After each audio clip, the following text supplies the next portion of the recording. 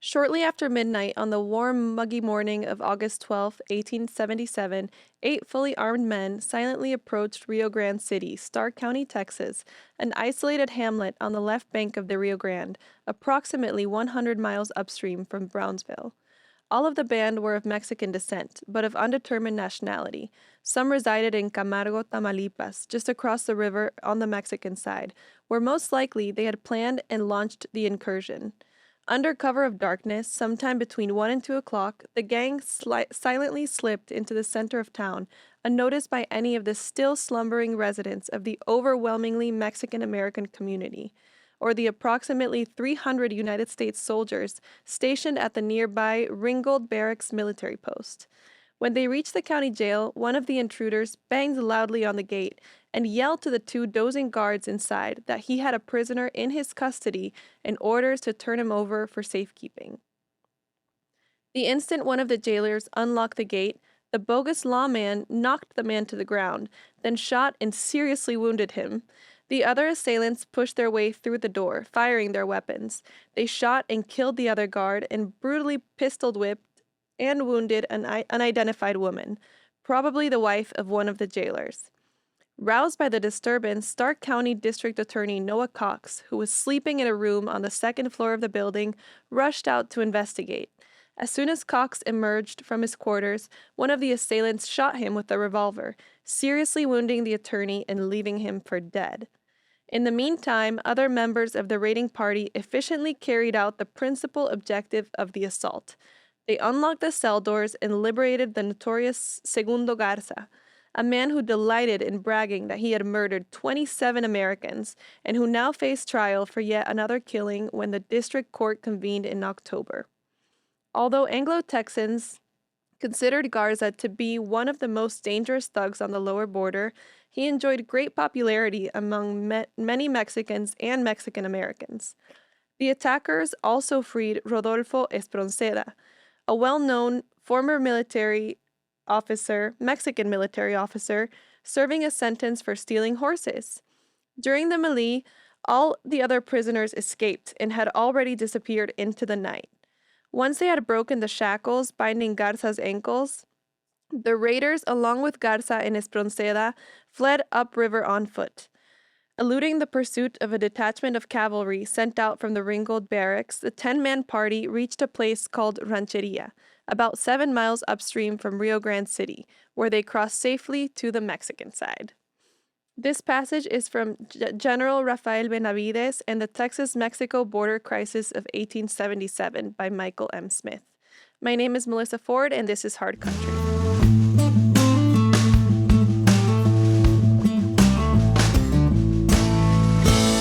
Hello and welcome to the Hard Country. My name is Joshua Treviño, and I'm the Chief of Intelligence and Research here at the Texas Public Policy Foundation. Melissa, great passage, fascinating incident. Rio Grande City, still around in Stark County, one of the settlements upriver from the Rio Grande Valley. It's you hit Rio Grande City before you hit Roma. It has a very distinguished and I would say crumbling downtown. So anybody who's able to go there and see the remains of the old Ringgold Barracks would be well advised to do so. It is a very historical place in South Texas. But yeah, I really like this passage that you've chosen to read because it's obviously an incident that illuminates sort of the violence and uncertainty that historically has characterized the Texas-Mexico border. And you yourself have just seen the Texas-Mexico border. You're very familiar with Mexico, but you hadn't been familiar with the border. Tell us about your trip there. Yeah. You've seen a lot. I did. I saw a lot, and thank you for bringing that up. It is very relevant. And the reason I wanted to read this passage is because, as we read in 1877, there was a lot of tension at the U.S.-Mexico border. And I think that now in 2023, in fact, there's even more, and we're actually at a near breaking point. And I think it's easy to hear it from other people and to formulate your opinion on what you're reading on the news. But I had actually, like you said, I had never been to the border before. And a lot of people on the trip were very surprised when I said that because we're very familiar with Mexico, right? And Mexico policy. Let me pause here real quick. Trip to where? Tell them To where you El were. Paso. Yes, to El Paso, and not just El Paso. Not just El Paso, which is what I expected, but I had the treat to go into Juarez, which was amazing. Ciudad Juarez, I didn't expect to be able to, but a door opened up. I took it. Funny enough, I didn't tell anyone that I was going. I didn't even tell you, but I definitely didn't tell my husband. I didn't tell my parents because I think you know, and a lot of people know that it's not what it used to be, right? I mean, you've told me before that growing up, you were able to cross into Mexico to go shopping, to go to lunch, to go visit family. And clearly that's not the case anymore because now crossing over can get you killed. So I didn't tell anybody. I'm back to tell the story, but we were able to cross to Juarez on our second day in El Paso. And it was, more than anything, I would call it like a very heartbreaking scene at the border and beyond the border as well, I think in the city in general. And I guess I expected to feel more like outraged by the situation that's happening, but mostly it was just really sad. And I told you a little bit about it, but we crossed over. We had a lot of very cool opportunities. The first things we did is we went to some shelters, which we've talked about how a lot of the people that are coming in to the U.S. through Mexico are from all over, but we definitely saw it. In the migrant shelters in Ciudad Juarez, in the migrant waiting shelters, to cross, yeah. Waiting to cross, Who did you see? You don't see Mexicans, obviously, not even on the streets, really. We saw a lot of Africans, we saw a lot of Haitians, and then we saw a lot of Central Americans and from South America, Colombians and Venezuelans. Colombians, that's quite interesting. A lot of Colombians, a lot of Venezuelan, a lot of people from there. And what was cool is I was able to speak to a lot of them because they speak Spanish and a lot of them don't speak English. And so one of the people that we met, we walked around the migrant encampments. And the block that we were mostly on was just mostly like a Venezuelan encampment. So we got to talk to a few of the people that were living there in very sad conditions, you know, no running water, basically sleeping on the street. Right across the street, actually, from where that fire was a couple of weeks ago in Juarez, from the migrant shelter. Yeah, we should tell the listener about that. Go ahead. What's the detail on that fire? Well, you can tell it in a little bit more detail than I can. I'd be happy to. So basically, there was a migrant shelter in Ciudad Juarez, run by the Mexican government, and of course we have to understand that everybody who comes through these shelters who's a migrant is trafficked. Right. In this case, the migrants were locked in to the shelter, and a fire started. There's actually video of the kind of the shelter attendants who could have opened the door to let people out of the burning building, but chose not to, very deliberately so, and we can theorize as to why that is.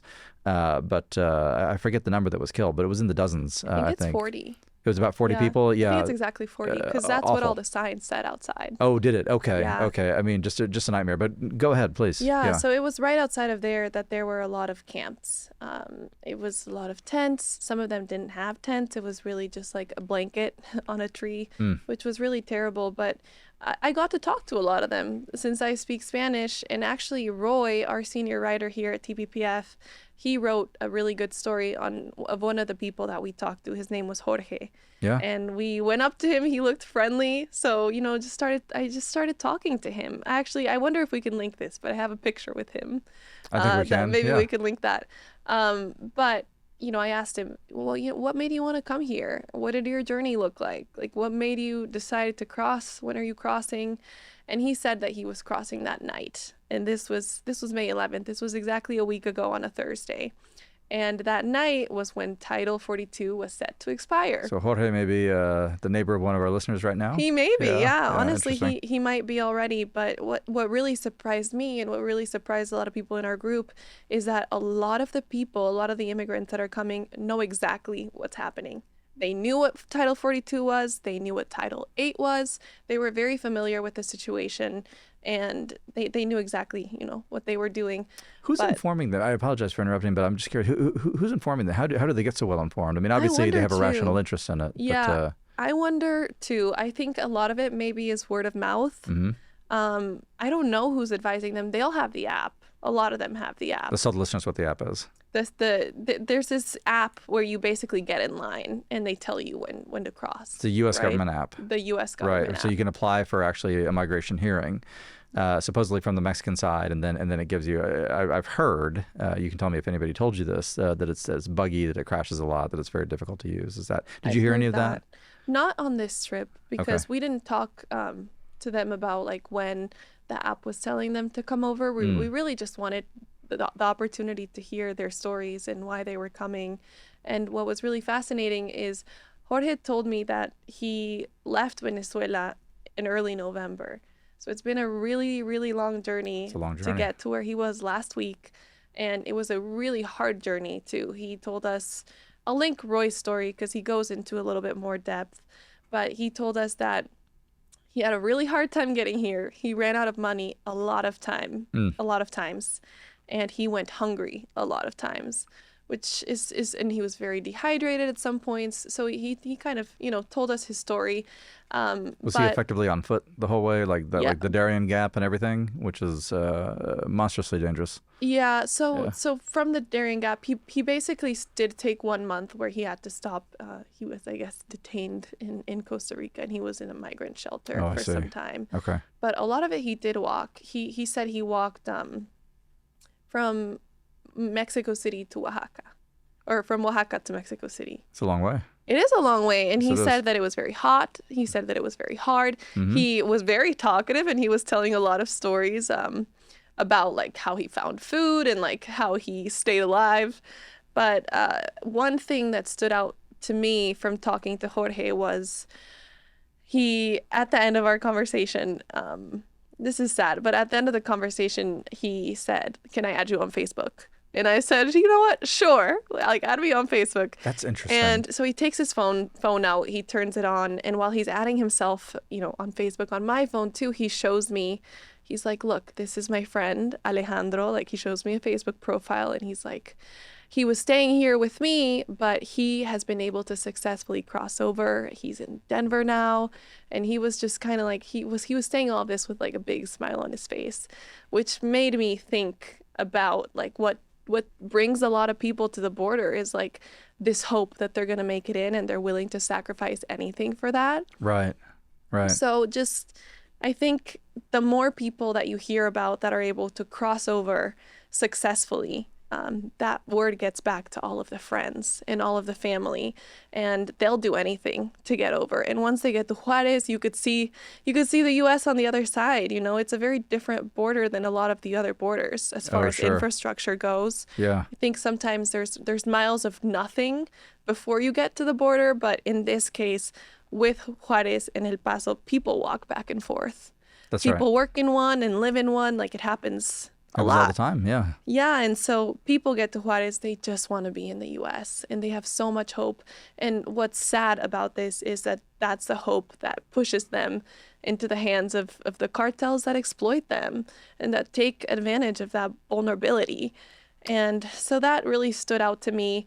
And what a lot of the members of our border security coalition were saying is, I think what's so special about Texas, and something that's very special of El Paso, but just Texas in general, is that it's a very friendly city to immigrants, And Yeah. I think that a lot of us in Texas, we're not against immigration. We're not against migrants. We're very welcoming to people who are different. Texas is very diverse. It is. Yeah. And we noticed that in El Paso, like, it's very diverse. They're very, very welcoming, not just to us, but they're very welcoming to people. But they want to have a say in who they allow into Texas. 100%. And I think that we can all say that, but Without which there is no real self-rule. Yeah. Right. Yeah, exactly. Let me ask you this, though. One of the things that we know, and we know this through experience, through research and so on, is that everybody who makes it to the border in a migratory capacity is trafficked in some Yeah. fashion. There's somebody exploiting someone else, and the trafficking doesn't stop when they enter the United States, which is why you end up going and working in the places that you work, and there's typically a debt you have to pay off, and so it's a Right. web that ensnares them. Did Jorge discuss that with you at all, or did anyone else when you were in Juarez? no, No? he didn't. I didn't ask. Okay. And I think that a lot of it happens maybe once you're in Mexico and crossing over into the U.S. So I don't know how that went for him, because when I met him, I was still on the Mexico side. Did anyone point out to you the halcones when you were in Juarez? The coyotes? Not the coyotes, but the halcones, the lookouts who will monitor you and anybody else who's there No. to see who's saying what. No. Well, so we should have an off-podcast conversation about that. But just so the listeners know, here it's very common if you go into a border city, which let me be clear, I don't recommend you do. Like you did it. You had somebody who was knowledgeable and on the ground. You're Spanish fluent. But it's not advised. But if you do it, typically when you go to these camps, there's going to be somebody who's a halcon, who is basically the watcher, the person who supervises and reports back everything that's going on with these visitors. So I will guarantee you 100% that as you were talking to Jorge, there was probably a halcon watching you, and Jorge probably knew who he was. That's almost certainly the reality. It was. I doubt it was a free conversation. That doesn't devalue anything that he told you, because it's extremely interesting. Right. But it puts another cast on it, I think. Yeah.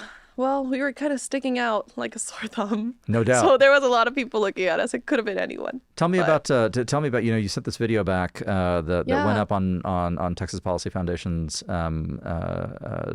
Instagram feed. Yeah. But you were on the south bank of the Rio Grande watching people cross. And tell us about that. Yeah, I definitely didn't expect that. And we went to this other border crossing before that where we thought we would get to see a lot of people lining up and waiting at the gates and waiting to cross. And once we got there, everybody was packing up and leaving.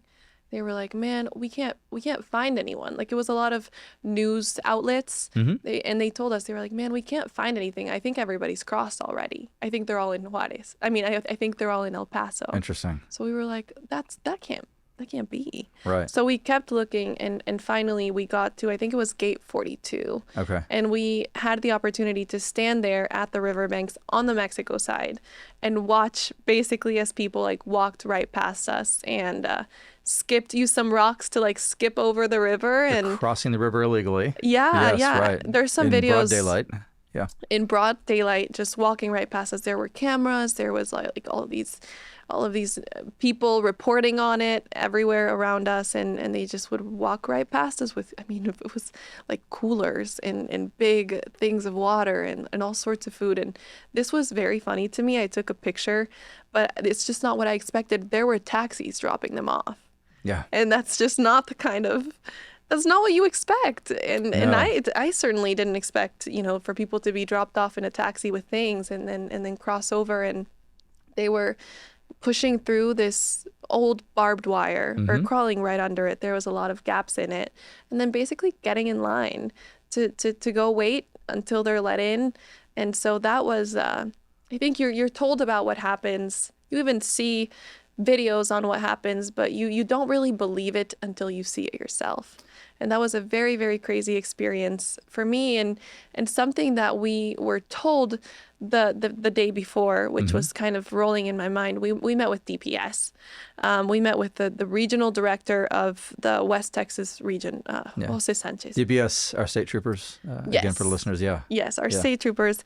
And they basically told us a little bit about what goes on in El Paso, what's happening on the ground. They told us they're having multiple car chases a day. And then they told us about the process of once the migrants come in and they're processed and they have to deal with them. Mm-hmm. And something that I found very, very fascinating is he told us it's not the same people that they used to get. He said, years ago, we used to get people that wanted to come here and find work and people that just wanted to be in the USA. They had respect for the USA. They wanted to be Americans. They wanted to come here and have a better life. And that's not the kind of people that we're getting anymore. Oh, interesting. Yeah. Who are they getting now?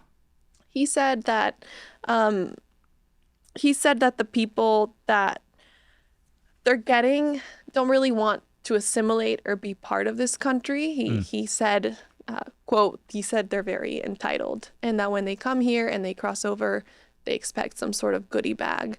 They have no respect for law enforcement. They have no respect for the citizens or the people that are there. And And this is the view of the Texas Department of Public Safety. that is what he said. It's Interesting. quoted in an article from one of the journalists that were Sure. there with us. And maybe I can quote that, or I can link that to our podcast. Yeah, we'll link it in the description. Yeah. As well, yeah, but they basically don't want anything to do with the U.S. They're coming here. They want the opportunities that they have here, but they don't want to assimilate. They want nothing to do with the people that are here. They don't want to learn our language. They are loyal to their home countries. And he said they are very, disrespectful of law enforcement. They're very disrespectful of DPS. They give them a hard time. And that was very fascinating to me, because I think that a lot of the time we think of migrants as people that just want to come and be Americans. And we get it. I mean, we all get that why you would want to come to this country. Why would It's you a not great want to be country. American? Yeah, exactly. Right. And Yeah. I feel bad, and I can relate. I really can. Yeah. I've had the opportunity to come here for college, but I have so many family members back home that didn't, and that would do anything to have that opportunity. And to be clear, you were born a U.S. citizen. Yeah, I was born right. a U.S. citizen, Yeah, but even though you were raised in Bolivia. yeah, I was raised in Bolivia. I went to high school in Bolivia, but I was like, I really want to go to college in the U.S. one day. Of course. And I am fortunate enough that I had the opportunity, but a lot of my family members didn't. Right. And I've even watched my husband go through the very long and painful legal process. He was waiting for over 6 years before he got to live here. Yeah. And so I know it's hard. Like, I know a lot of people want to do it. It's just very interesting that, like, people like my mom wanted to be, like, Americans so bad. And people now have no respect for the country that they're coming into. They just kind of want to exploit it. So I think that's very sad. It does indicate an absence of that respect, and you have to balance out. There's certainly the desire to enter illegally is easily motivated by desperation, right? Which doesn't necessarily imply a lack of respect, but there is an implicit absence of respect in that decision to cross. And there's also an implicit lack of respect in undertaking that decision with precisely kind of the aesthetic that you talk about, which is kind of the goodie bag expectation, Right. The belief. Let me ask you this though: a lot of the individuals, and correct me if I'm wrong, but they'll cross. So they'll cross illegally. They'll do what they do. They'll go past the barrier, squeeze through the barbed wire, go under the fence. There's a place in Del Rio where there's you get the border wall, and then the wall ends, and then the fence next to it, which is basically it's a wire and so it's like a wooden wire fence. It's basically been wrecked because people just go to the end of the wall and walk around the walk around the wall. But a lot of these people line up to basically get detained and processed, right? Because they know that once that happens and they're given, at least on the federal side, their notice to report, notice to appear, that they can just disappear into the interior and they're never Right. heard from again. I mean, these people, they don't show up for the adjudication. They certainly don't go back if they're told to. What's the difference between those individuals and the ones you mentioned, the car chases? Like if you can get into the United States, then why are there car chases? I'm sorry, if you can get into the United States. If you can get into the United States and surrender yourself and basically have a reasonable assurance that once you're detained by federal authority that you're going to be released into the interior, which is in fact Right. largely the Biden administration policy at this point, then who is it that's zipping down the road? Why don't they surrender too? I mean, I think we know the answer, Oh, you right? mean the cartel members? Correct, People yeah. that are evading the law. Yeah, right. What's and the that difference with them? happens so much, and that kind of blew my mind Mm-hmm. because you hear about these videos, but they showed us at the DPS briefing. They showed us a video of it on the street that we were staying in. It was the same exact street that our hotel was on, and there's this super high speed chase that ends in a wreck. And I've just never seen it like hit so close to home, I guess. Yeah. But yeah, these are the people that are being smuggled. They're the drug cartels that are just taking advantage of all these poor migrants that want to come in and using them to, I guess, take away attention from what's actually happening and move things illegally through other parts of the Right. border. So these are individuals who are moving goods as well as people. Absolutely. Yeah. And I think that they use a lot of people like as human shields. You might not see, when you see migrants coming in, these poor migrants, a lot of the time you see them coming in and you're like, well, they're not doing anything wrong. A lot of people think that, right? Right. But they are taking away resources and they're taking away attention from God knows what else is happening on other parts of the border Yeah. because they are so overwhelmed. Yeah. The Border Patrol agents are so overwhelmed. And so And it's very sad because so many people are trafficked. We've talked about this a lot, but the organizations that help migrants once they have crossed on the U.S. side, they tell you that they don't even ask when they see women and children come in if they've been abused, if they've been sexually assaulted. Oh They my just gosh. assume. Yeah.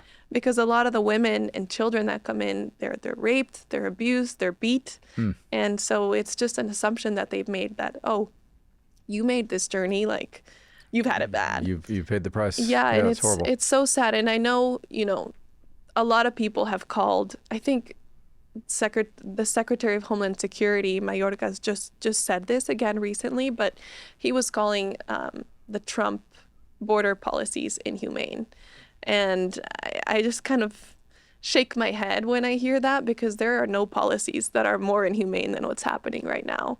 Yeah. And Mark Morgan said this, Tom Homan said this, a lot of people in our coalition said this, but if you really care about migrants and if you really want to save and protect lives, then you need to secure the border because this isn't benefiting anyone but criminals. Yeah, yeah. The continuation of the traffic itself is terrible, and two things can be simultaneously true.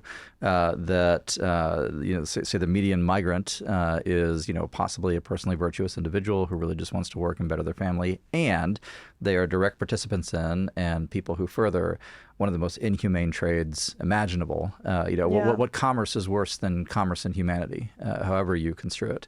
And the human trafficking, certainly in Mexico at the border, absolutely fits that bill. But the good news is that despite all these problems, Mexico is an ally and a friend. Ooh, is that right? Lucky us. Yes, that's correct, Yes. Josh. You nailed it. Yeah. So we do have a lot. Thank you for letting me talk about El Paso, but we do have a Absolutely. lot more that we need to discuss. And I'll start with our new partners, Mexico. So this is a little bit funny, but something that happened this week, you sent me the video, the YouTube video, but there's this video of Senator John Kennedy during last Wednesday's Senate Appropriations Committee. And he's kind of grilling the Ann Milgram, the head of the DEA, and asking her why Biden doesn't have a more aggressive strategy against the cartels. Right. I have his quote. I'll read it. Yeah. This is important because it's ricocheted around Mexico, and the Mexicans Exactly. have made a lot of hay out of it. Please. Yes, they have. He says, he's asking a question, but he says, if AMLO invited the American military and or law enforcement personnel to come into Mexico and work with we could stop the cartels, couldn't we? And Milgram says, yes, I believe we can stop the cartels. And then he said, have you made that suggestion to President Biden? Why hasn't he done it? Our economy is $23 trillion. Mexico's economy is $1.3 trillion. Ours is 18 times bigger. We buy $400 billion every year from Mexico. Without the people of America, Mexico, figuratively speaking, would be eating cat food out of a can and living in a tent behind an outback.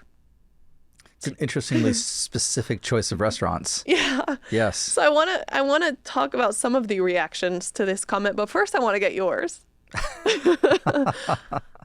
Well, it's been interesting. The only reason I heard about this comment was, of course, I guess it was the next day. It was either the next day or the next or 48 hours afterwards that this became a big deal for the Mañanera with AMLO. So President Andrés Manuel López Obrador is president of Mexico, and his foreign minister Marcelo Ebrard, who might be the next president of Mexico, who knows.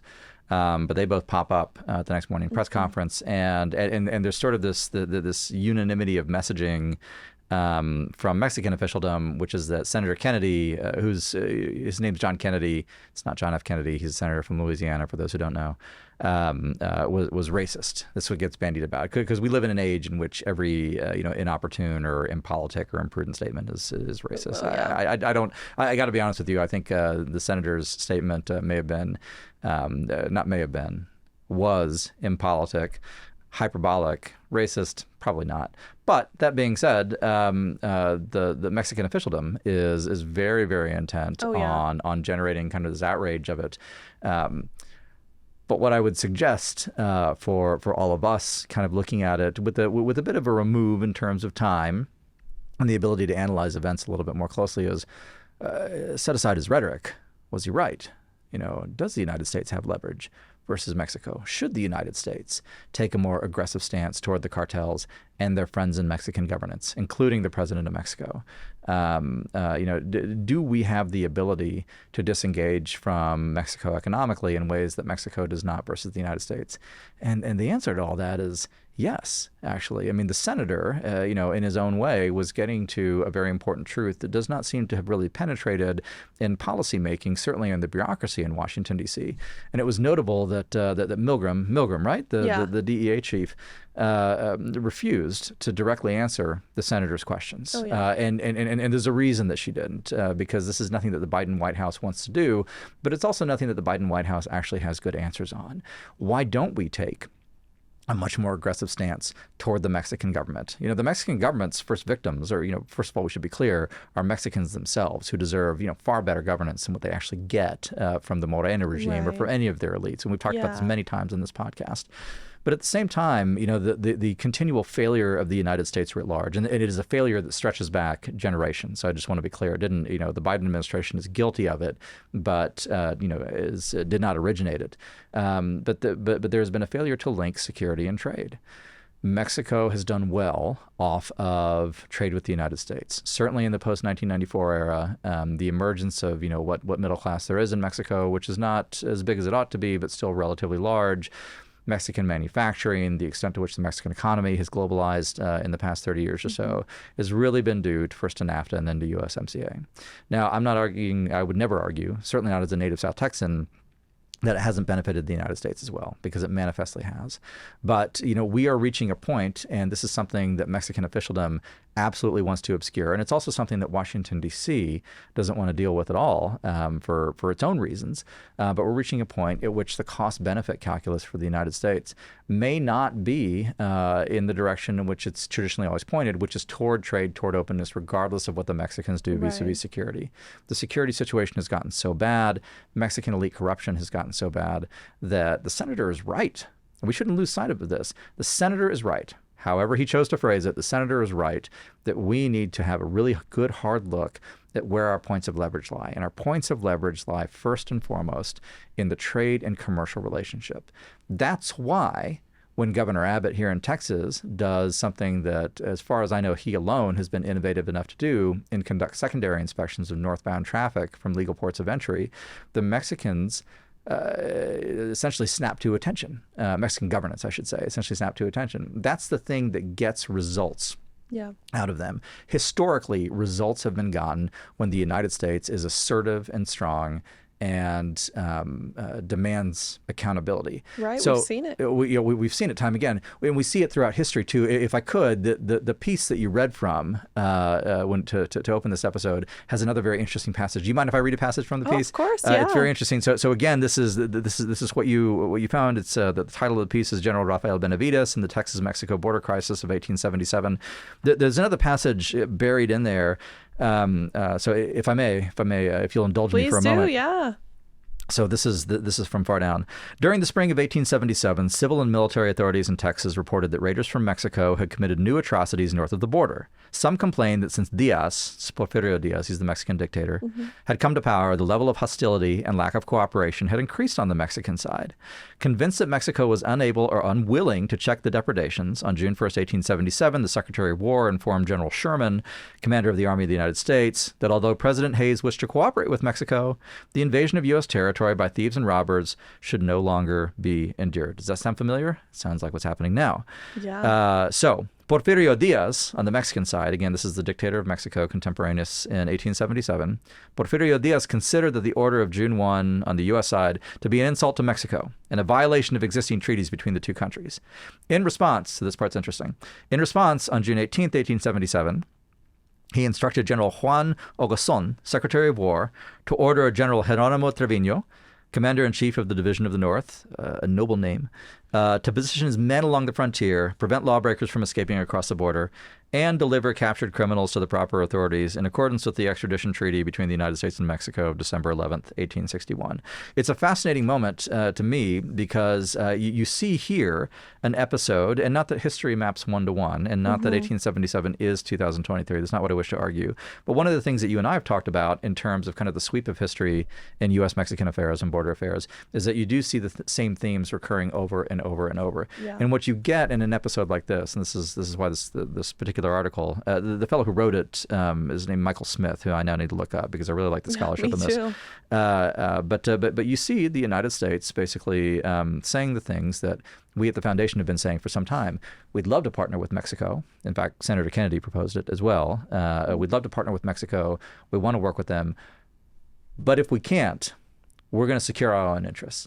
And suddenly that is what gets action from the Mexican side. In 1877, suddenly Porfirio Diaz, and that's really what the whole of this article about, he sends General Rafael Benavides down to the border, and Benavides actually ends up restoring order at the border. And so the raid, like the one that you talked about on Rio Grande City, where it's Segundo Garza, is that right? Yeah. Who gets what a name, right? Segundo, He must be the Junior? number 2 child, I guess, right? Or he's a junior. Yeah.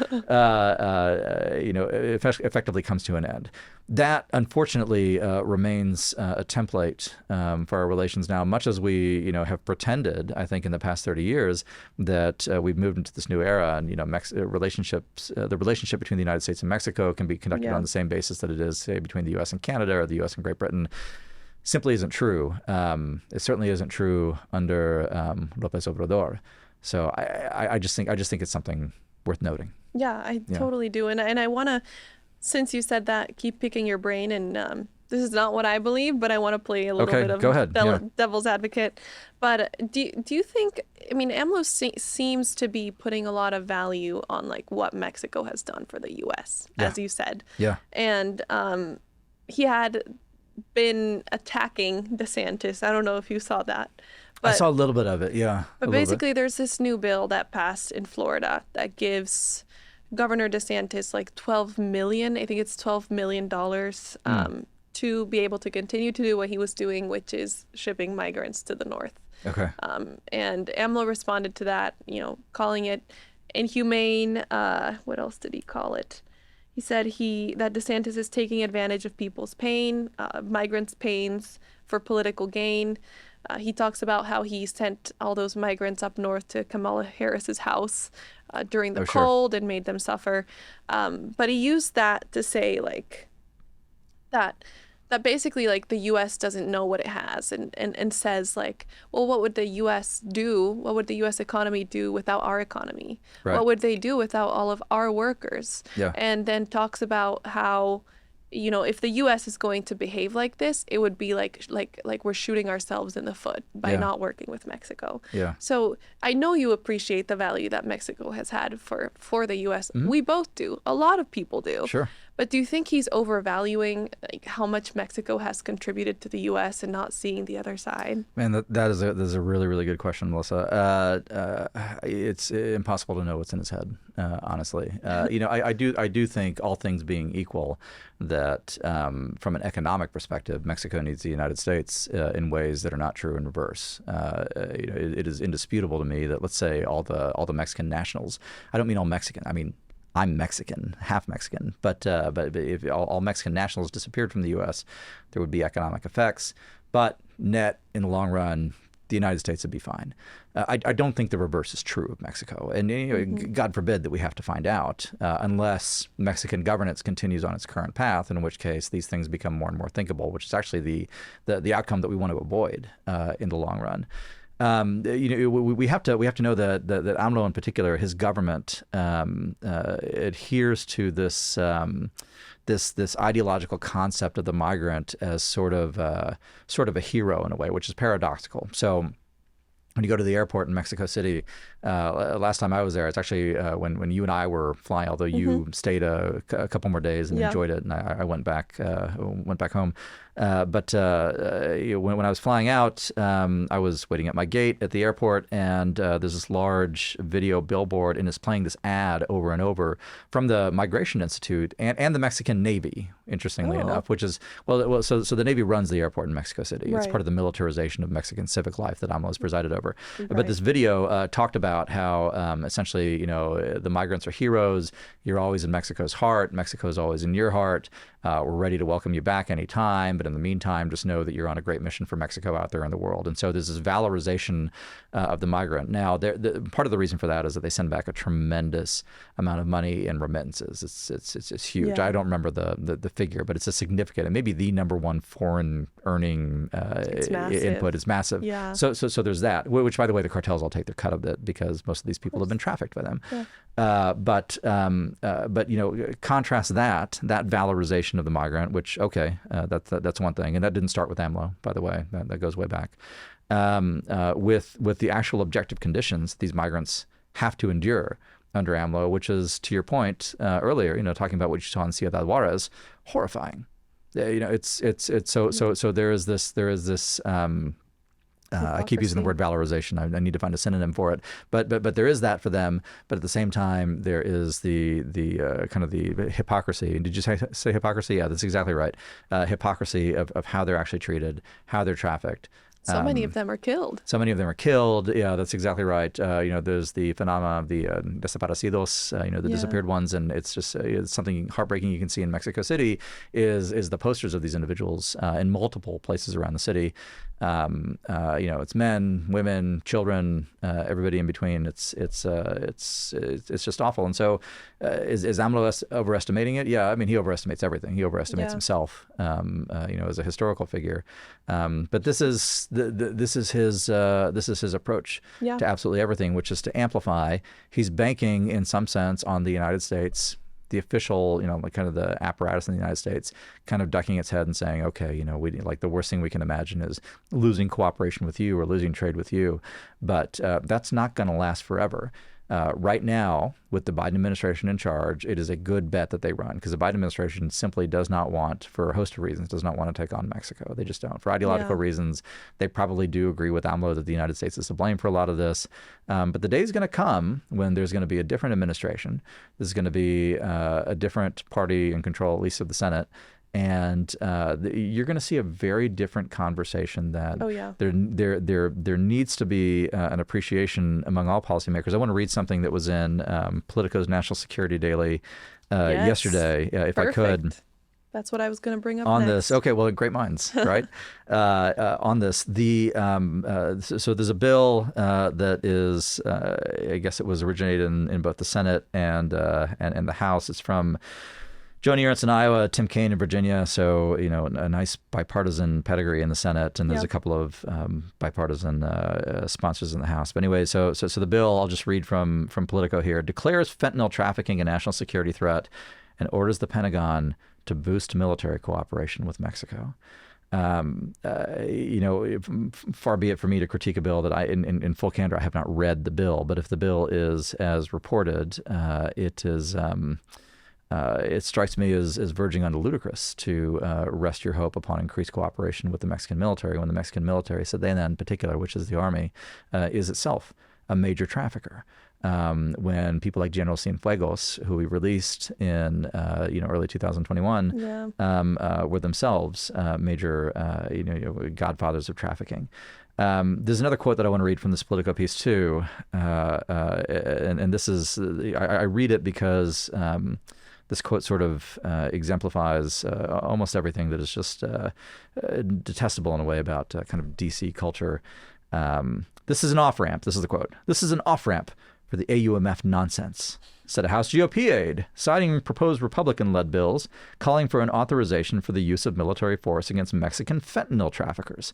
The staffer was granted anonymity to discuss how the measure is generally perceived by Republicans on the Hill.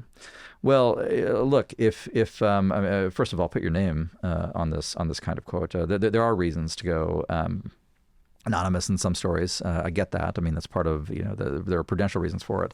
There's no prudential reason for this, except for the fact that this particular aide and the office to whom this aide belongs to knows that they're on the wrong side of the conservative grassroots and probably the majority of the American people at this point on this particular topic. Oh, yeah. At some point, and again, I think you and I can fairly be described as we're pro-Mexico, we're pro-Mexicans, despite, a very, I would argue, clear-eyed, not to speak for you, so tell me if you disagree. I think we have a clear-eyed understanding of what the Mexican state and government is right now. Oh, yeah. But we like Mexico. We love Mexico City. We're very pro-Mexican. But this kind of thing, this almost kind of supine approach to a Mexican state that is aggressively involved in cartel activities, aggressively involved in pushing fentanyl into American communities, aggressively involved in human trafficking, is unbecoming of a constitutional officer and his or her, because we don't know who it is, his or her staff who are entrusted with the defense of that Constitution, the people of the United States. And at some point, that's going to change. Yeah. I don't say it should change. It will change in the fullness of time. Unless the Mexican state changes first, in which I repose very little hope. Yeah. Well, regardless of, what they have to say about this bill, which, they're calling a real solution is what they're calling it. But they're right about one thing, right? And that is that the U.S.-Mexico relationship is not near where it needs to be. It's not near where it needs to be, but I'll tell you, the Pentagon reaching out to Sedena is not going to get it there. No, it's not. Sedena has no incentive to cooperate with something like this. No, but I guess hopefully all of this talk is a good step in the right direction, moving towards the actual threat, which is security. I mean, we talk about it a lot, but the fentanyl crisis. I love your optimism. That's so. I try to find something. No, but you're a kind person, and I hope you're right. I really do. I hope you're right. I hope so too. I think that recently I was reading that the Biden administration, has apparently mentioned climate change 20 times in the national security strategy. Yes. But they mentioned fentanyl twice, and right. fentanyl is something that has killed more people than a lot of wars.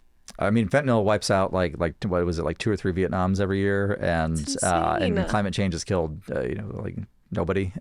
So maybe this will get it's all about the your values. Priorities in order a little bit. It's amazing. It's amazing.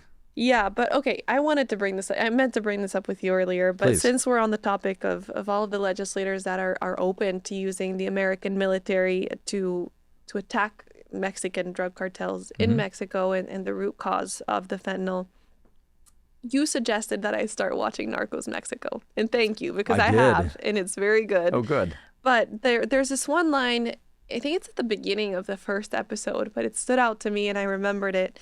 And it talks about how military intervention never works, or it never works the way that we want it to, because drug dealers are like cockroaches. So military intervention with them will usually end up backfiring. Is that the quote in the show? They say cockroaches? Okay. Yeah. I just want to be clear, you're not pulling a Senator Kennedy on this. No. Okay, all right, go ahead. This is a quote. It says, drug dealers are like cockroaches. You can poison them, step on them, set them on fire, but they will always come back, and usually stronger than ever. Anytime you think you've knocked out the dope business, a smart trafficker will only find a better way. Yeah. Are you asking Do you me think if that's I agree with accurate?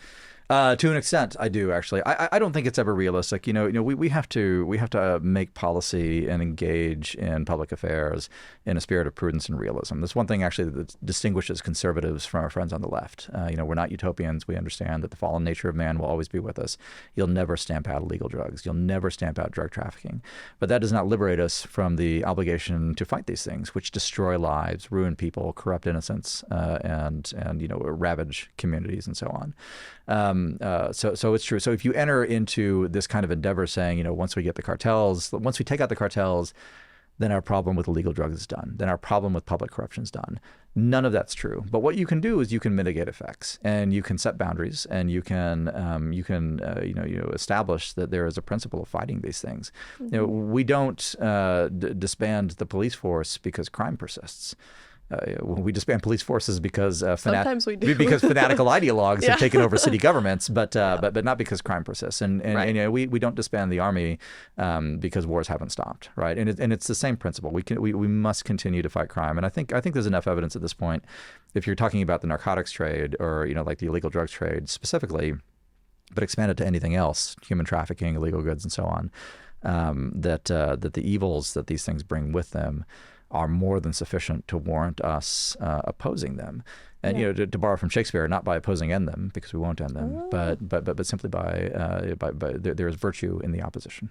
Well, amen to that. Yeah, That was there you really go. good, Josh. Okay, thanks. Well, I want to shift gears a little bit because there's still a few different topics that I want us to squeeze into this podcast. Okay. One of them is something that we've been working a lot on this week, and I wanted you to give another little sneak peek to, but our Mexican migration project. Yes, yeah. So it's something that we've mentioned here on this podcast before, the Mexican Migration Project, which we should actually have out in public forum. If you're listening to this, probably about 10 days after you listen to this, we'll have something public on the website. So put an asterisk on that. But we've done, I believe, the first ever real look at where the Mexican populations in all 50 states come from within Mexico. And it's very interesting. I think the top level finding that we found is that the average U.S. state, typified by a place like California, has most of its Mexican nationals, as Mexican origin people, from southern Mexico. So you're talking, Jalisco would be like the farthest north major source, but then Guerrero, Michoacan, Chiapas, Oaxaca, and so on. And it's that population. Texas turns out to have, and this confirms a thesis that I've had for a long time, a qualitatively unique Mexican origin population. It's Nuevo León, it's Nuevo León, Zacatecas, like San Luis Potosí, the Bajío region. But you get a very different cultural and ethnic mix. So we're going to have that data out very soon. I think it's tremendously interesting. It sheds a lot of light on, I think, on a lot of the phenomena that we've seen over the past, really even over the past 5 years. For example, the famous 2020 kind of rightward shift of Texas Mexican Americans. Politically, possibly partially explicable, not fully, but partially explicable by the fact that they come from different places that are culturally distinct within Mexico. Mexico, as you and I have discussed, is fantastically heterogeneous, and it makes sense that heterogeneity would be reflected in the United States. So we're very excited about this research coming out, and I'm hoping that we, in time, do a phase 2 that digs into, now that we've shown kind of the what, the why of all these differential effects based upon these different origins. Yeah, I didn't know much about it before you started talking to me about this migration project that you were working on before I even got here. Yeah. But now that I've been more involved in helping with the research, I think it's so fascinating. And I'm excited for all of our listeners to get to read it and It's everybody unique. to get to see what we found. Looking forward to releasing it. Yeah, so thanks for sharing. And then, since we've been talking about parties and divisiveness as well, I wanted to ask you about one other thing, and it is the Texas Historical Association, which has become very left-wing, and there's some drama around that. Can you tell us a little bit about it? Yeah, the Texas State Historical Association is a venerable organization. It's been around. I'm a member. I'm a dues-paying member of the TSHA, and TSHA has done a lot of good work over many, many years. They produce, in fact, they're the publisher of the journal that we got our thing from, Southwestern Historical Quarterly, which they published, I think, for like the past 120 years, 130 years. It's been a long time. And look, I am fully supportive of the need for institutions like the TSHA. And we have to understand these institutions as properly representative bodies. Right now, without going too deep into it, because I think you could do a whole podcast on just this topic.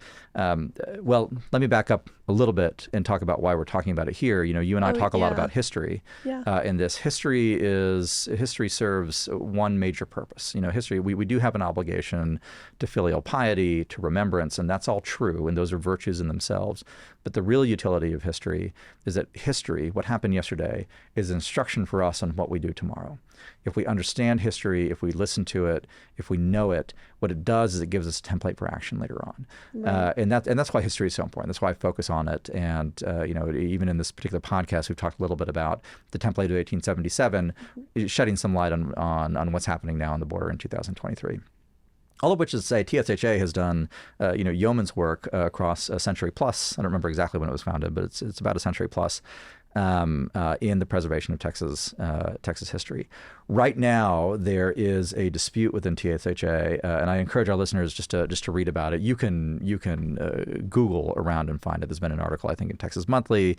There's one in Texas Observer. Although with the Observer, you have to read it and then invert every assertion that the Observer makes to actually get to what's actually happening. I think the Texas Monthly one is reasonably fair.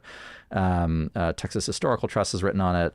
And then there's a variety of news stories about this. But effectively, there's a gentleman named J.P. Bryan who has been, I believe, a major supporter. I don't know him personally, a major supporter of TSHA, and he's from the family that Bryan, Texas, is named after. That gives you kind of a context. Very deep Texas roots. And he's been in TSHA leadership and has tried to bring some balance, I think, to a lot of the organization, which my imperfect understanding, has been weighted a little bit toward too much, I think, toward professional academics who tend to have a particular bent.